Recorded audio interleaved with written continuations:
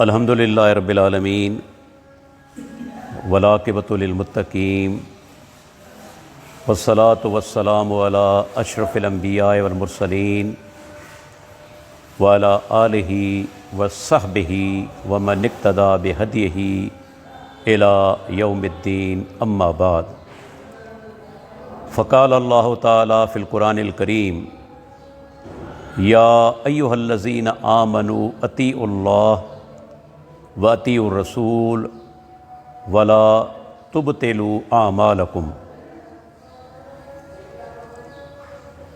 اللہ تعالیٰ نے قرآن مجید کے اندر کافی مقامات پر یہ حکم دیا ہے کہ تم اللہ کی اطاعت کرو اور اللہ کے رسول کی اطاعت کرو، اور ایک جگہ پر فرمایا وَلَا تُبْطِلُوا أَعْمَالَكُمْ، اپنے اعمال کو برباد مت کرو۔ معلوم ہوا کہ ہر وہ کام جو کہ آدمی ثواب کی نیت سے کرے، عبادت سمجھ کر کرے، اور اس کا ثبوت قرآن و حدیث سے نہ ہو، وہ عمل برباد ہے، ضائع ہے۔ اللہ کے آخری اور پیارے پیغمبر محمد الرسول اللہ صلی اللہ علیہ وسلم نے ہمیں زندگی کے ہر شعبے کے بارے میں مکمل رہنمائی فرمائی ہے۔ چند دنوں کے بعد رمضان المبارک کا بابرکت اور عظیم مہینہ ہماری زندگی میں آنے والا ہے۔ اللہ کے آخری اور پیارے پیغمبر رمضان کی راتوں میں قیام کرتے تھے، اللہ تعالیٰ کی عبادت کرتے تھے، جسے عام طور پر اصطلاح میں تراویح کہتے ہیں، لیکن احادیث کے اندر جو الفاظ استعمال ہوئے ہیں وہ ہیں قیام اللیل، صلاۃ اللیل، تہجد اور قیام شہر رمضان۔ اللہ کے آخری اور پیارے پیغمبر رمضان کی راتوں میں آپ نے جب بھی قیام کیا یا رمضان کے علاوہ، وہ عام طور پر 11 رکعت کا قیام تھا، جس میں 3 رکعت وتر کی اور 8 رکعت تراویح یا تہجد۔ یہ بات ذہن میں رکھنی چاہیے کہ تہجد اور تراویح کے اندر کوئی فرق نہیں۔ باقی 11 مہینے رات کو جو ہم نماز ادا کرتے ہیں اسے تہجد کہا جاتا ہے، اور رمضان کے اندر جو نماز پڑھتے ہیں اسے ہم تراویح کہتے ہیں۔ اللہ کے پیارے پیغمبر نے رمضان کے مہینے میں تراویح ادا کرنے کے بعد تہجد کو ادا نہیں فرمایا، حتیٰ کہ مشہور دیوبندی عالم علامہ انور شاہ کشمیری صاحب فرماتے ہیں، ان کی کتاب ہے العرف الشذی، کہ کہیں ثبوت نہیں کہ اللہ کے نبی نے تراویح کے بعد تہجد کو ادا کیا ہو۔ تو یہ ایک ہی چیز کے 2 نام ہیں۔ عام دنوں کے اندر ہم سہولت کے لیے، بلکہ مسنون جو طریقہ یہ ہے کہ ہم آدھی رات یا اس کے بعد نماز ادا کرتے ہیں، لیکن رمضان کے مہینے کے اندر تراویح کی جو نماز ہے ہم فرض نماز کے بعد، عشاء کی فرض نماز کے بعد ہم متصل ادا کرتے ہیں۔ اللہ کے پیارے پیغمبر نے عمومی طور پر 11 رکعت کا قیام فرمایا، اور آپ سے کہیں ثبوت نہیں، ایک بھی صحیح حدیث ثابت نہیں کہ اللہ کے پیارے پیغمبر نے رمضان کے اندر کبھی 20 رکعت تراویح پڑھی ہو۔ ایک روایت پیش کرتے ہیں جس کے اندر راوی ابو شیبہ ابراہیم بن عثمان موجود ہے، جس کے ضعیف ہونے پر محدثین کا اتفاق ہے، اور جو روایت اس نے بیان کی ہے، حتیٰ کہ انور شاہ کشمیری صاحب کہتے ہیں کہ وہ روایت بھی بالاتفاق ضعیف ہے، اور اس راوی کے ضعیف ہونے پر محدثین کا اتفاق ہے۔ تو اللہ کے نبی نے زندگی میں کبھی 20 رکعت تراویح ادا نہیں کی، انہوں نے عمومی طور پر 11 رکعت نماز ادا کی، جس سے صحیح بخاری کی حدیث ہے ام المومنین سیدہ عائشہ رضی اللہ عنہا سے کسی نے سوال کیا کہ کیف کانت صلاۃ رسول اللہ صلی اللہ علیہ وسلم فی رمضان، ام المومنین ہمیں بتائیے کہ رمضان کے اندر اللہ کے نبی کی نماز کیا ہوتی تھی، کیسی ہوتی تھی؟ تو آپ نے جواب دیا ام المومنین نے، اور آپ نے جواب میں تفصیل سے کام لیا. فرمایا ما کان رسول اللہ صلی اللہ علیہ وسلم یزید فی رمضان ولا فی غیرہ علی 11 رکعۃ. صحیح بخاری صحیح مسلم کی حدیث. آپ نے جواب دیا کہ اللہ کے پیارے پیغمبر چاہے رمضان کا مہینہ ہو چاہے غیر رمضان یعنی باقی 11 مہینے ہوں، آپ عمومی طور پر 11 رکعت سے زیادہ نماز نہیں پڑھا کرتے تھے. اب یہ حدیث بالکل واضح ثبوت ہے کہ اللہ کے نبی نے جو تراویح نماز ادا کی ہے وہ 11 رکعت ہے. اسی وجہ سے امام بخاری جیسے محدث، جن کے بارے میں مشہور ہے کہ فقہ البخاری فی تراجمہ ہی، کہ امام بخاری جو باب قائم کرتے ہیں حدیث پر، اس باب کے اندر ان کی جو فقہ ہے، سمجھ ہے، وہ سمائی ہوئی ہے. تو آپ اس حدیث کو لاتے ہیں کتاب التراویح کے اندر. معلوم ہوا کہ امام بخاری رحمہ اللہ اس حدیث کو تراویح کے متعلق مانتے ہیں.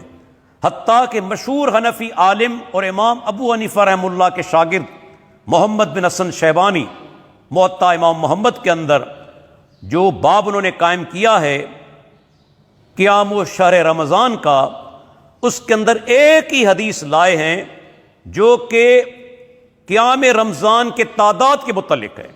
اور عجیب بات ہے کہ امام محمد نے 20 رکعت کی جو روایت ہے اس کا کہیں ذکر نہیں کیا، ایک ہی حدیث لائے ہیں تعداد کے متعلق، اور وہ حدیث یہی حدیث ہے جسے ام المومنین سیدہ عائشہ رضی اللہ عنہا نے روایت کیا کہ اللہ کے پیارے پیغمبر 11 رکعت سے زیادہ نماز ادا نہیں کرتے تھے. تو معلوم ہوا کہ امام محمد بھی اس حدیث کو رمضان اور تراویح کے متعلق مانتے ہیں. اسی طرح امام بیہقی، علامہ ذیلی حنفی، علامہ ابن الحمام اور علامہ نیموی اور علامہ شرم العالی جو مشہور حنفی عالم ہیں، یہ سب اس حدیث کو لاتے ہیں قیام رمضان کے باب کے اندر. معلوم ہوا کہ اس حدیث کا تعلق رمضان کے حوالے سے تراویح کے ساتھ ہے اور باقی 11 مہینوں کے حوالے سے اس کا تعلق تہجد کے ساتھ ہے.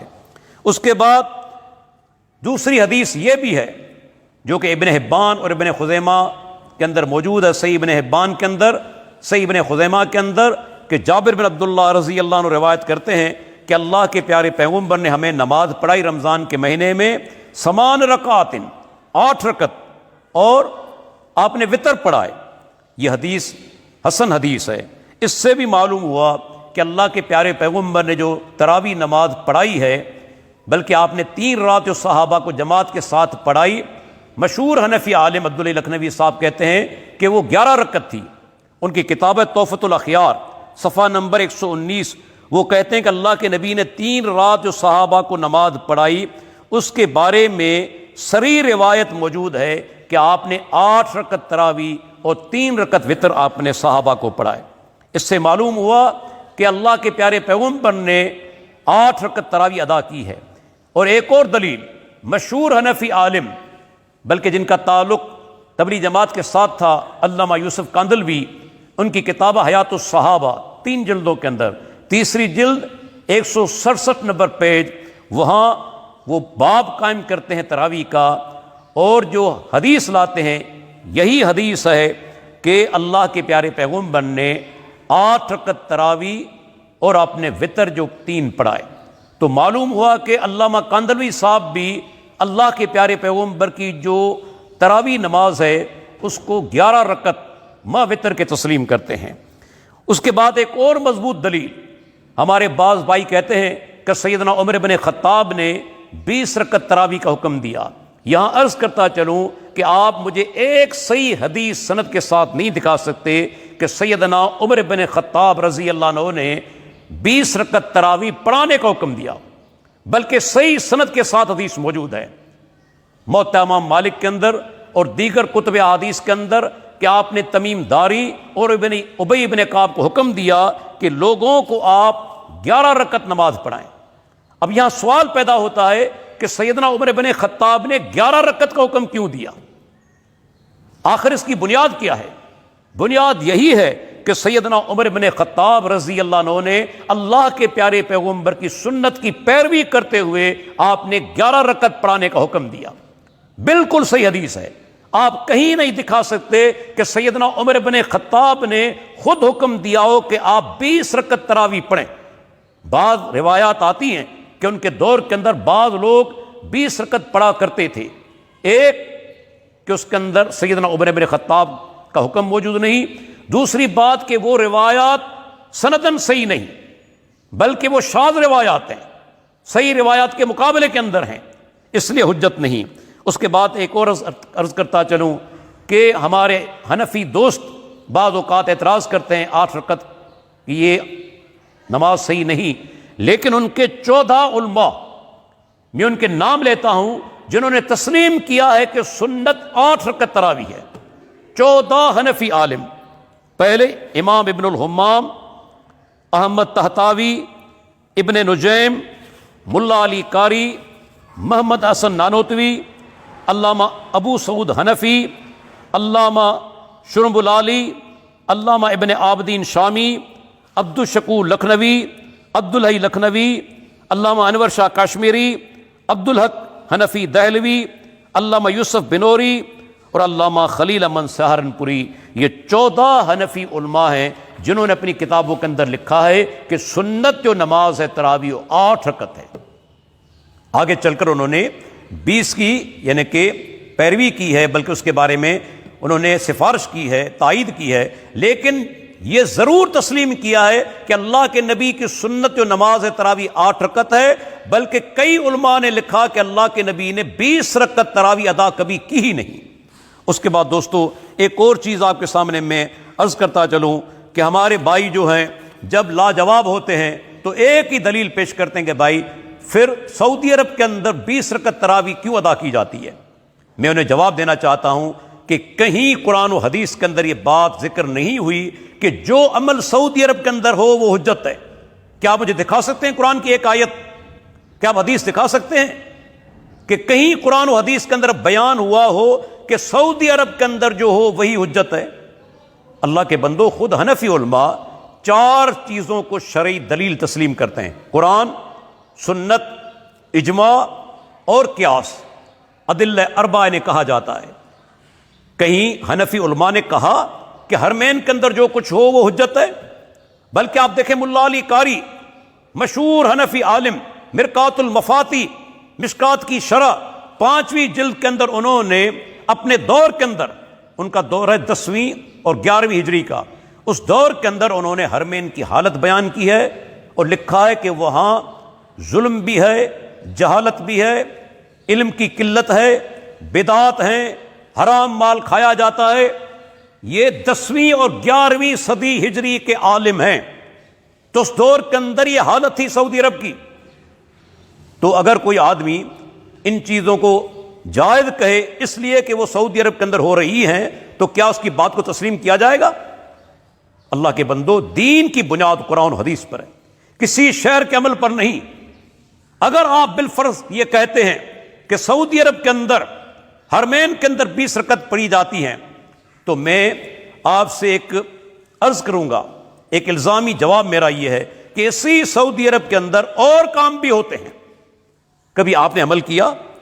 وہاں رفع الیدین کیا جاتا ہے نماز کے اندر، آمین بالجہر کہی جاتی ہے، سورہ فاتحہ ان کے علماء کہتے ہیں کہ مقتدی پر بھی لازم ہے، نماز جنازہ کے اندر سورہ فاتحہ کی قرأت کی جاتی ہے، جنازہ نماز کے اندر ایک طرف سلام پھیرا جاتا ہے، 3 رکعت وتر نماز 2 سلاموں کے ساتھ ادا کی جاتی ہے، مغرب سے پہلے 2 رکعت نماز ادا کی جاتی ہے۔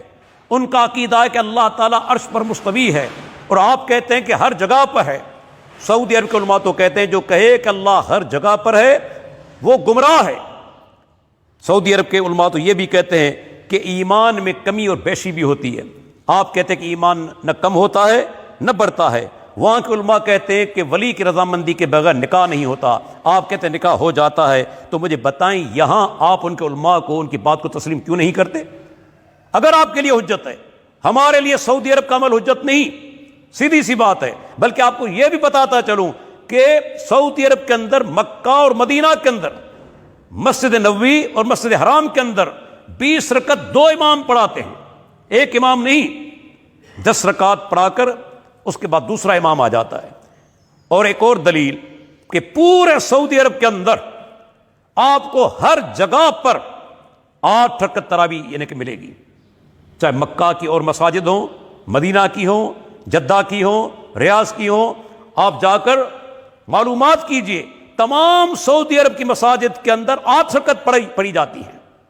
تو اللہ کے بندو، اللہ کے پیارے پیغمبر نے کبھی زندگی میں 20 رکعت تراویح ادا نہیں کی۔ آپ کی سنت ہے 8 رکعت، ہاں وتر کی تعداد 3 بھی ثابت ہے، اگر آپ ایک پڑھنا چاہیں 9 رکعت ہو جائے گی تب بھی سنت کے مطابق ہے، اگر آپ 5 رکعت وتر پڑھنا چاہیں 13 ہو جائے گی تب بھی سنت کے مطابق ہے، لیکن 20 رکعت اللہ کے نبی نے کبھی زندگی میں نماز ادا نہیں کی۔ میں اپنے بھائیوں سے ضرور عرض کروں گا کہ جب علمی بات ہو تو جواب علمی دلیل کے ذریعے دیا جائے۔